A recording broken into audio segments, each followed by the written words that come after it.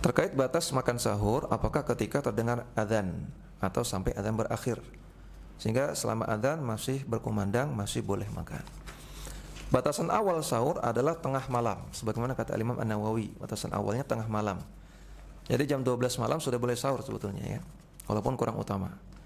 Nah, batasan akhirnya adalah fajar.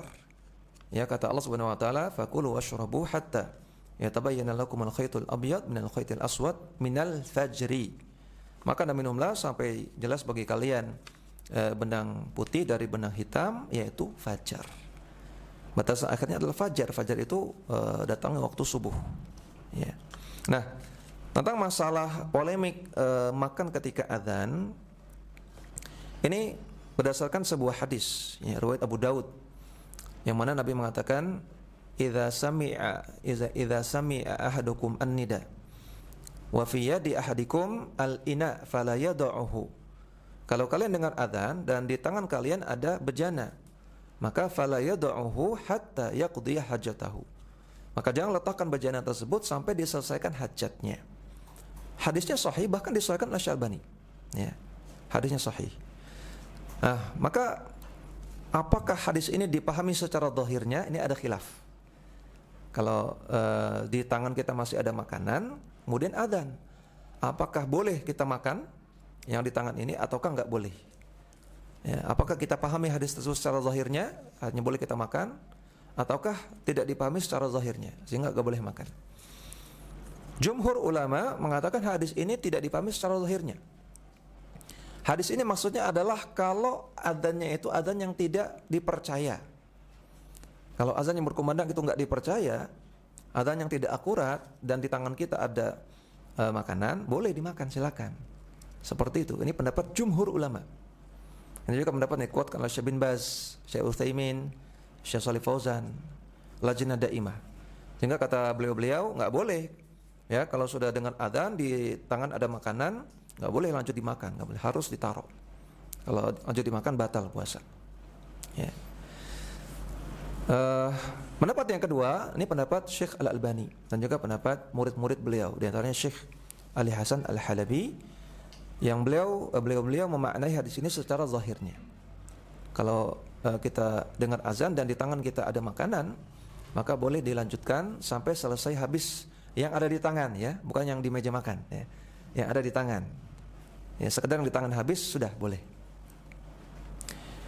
Wallahu a'lam, kalau saya ditanya mana pendapat yang rajih, saya lebih memilih pendapat yang kedua. Ya. Karena itulah pendapat yang sesuai dengan zahir hadis. Hadisnya kan tidak mengatakan kalau kalian dengar adzan dan adzannya meragukan, tidak. Hadisnya Nabi mengatakan idza sami'tum an-nida, idza sami ahadukum an-nida. Kalau kalian dengar adzan, gitu aja. Enggak mengatakan adzan yang meragukan, tidak. Dan di tangan kalian ada bejana, maka jangan diletakkan sampai selesaikan. Ini hadis Nabi yang katakan demikian. Ya, maka selama hadis itu bisa kita maknai secara lahiriah, tidak ada halangan dan juga tidak ada hadis lain yang memaknai yang lain, maka kita wajib pahami secara zahir. Ya. Sehingga walau a'lam yang tepat adalah walaupun azannya itu akurat, tapi di tangan kita masih ada makanan, boleh kita selesaikan sampai selesai, sampai habis. Ya. Namun yang lebih utama adalah jangan sampai kita berada dalam kondisi itu. Karena Nabi itu selesai makan sahur 50 ayat sebelum adzan. Ya, sebagaimana dalam hadis Zaid bin Thabit, ya. Nabi enggak mepet-mepet banget, enggak mepetnya mepet, ya, tapi enggak banget gitu loh. Enggak adzan masih ada makanan, enggak. Nabi selesai sahur 50 ayat sebelum adzan. Itu yang lebih utama. Ya. Jadi lebih bagus kita tidak ada di kondisi tadi. Masih ada makanan, azan. Lebih bagus jangan sampai terjadi seperti itu. Ya. Nah, tapi kalau dilalah terjadi tanpa sengaja gitu ya, misalnya kalau kata orang Jogja itu karipan, ya. Karipan. Ngerti ya? Karipan itu terlambat bangun. Nah, terlambat bangun. Bangun-bangun misalnya 3 menit sebelum azan, makan, ya, minum, belum selesai adzan. Nah, maka kita bisa amalkan hadis tadi. Selesaikan yang ada di tangan, ya, sampai selesai walaupun sudah adzan. Tapi yang di piring, yang di meja makan jangan. Ya. Nah, kemudian ulama yang mengatakan nggak boleh Nggak boleh, itu hanya boleh kalau adanya adzan yang meragukan. Ya. Mereka juga mengatakan kalau adzan itu adzan yang meragukan, ya, sebagaimana penjelasan Syekh bin Baz. Kalau adzan di masjid kita itu adzan yang meragukan, tidak akurat gitu ya. Orang yang adzan itu muadzin biasa, bukan penuntut ilmu, bukan ustadz. Orang awam biasa, nggak paham masalah fikih adzan, fikih waktu sholat, orang biasa.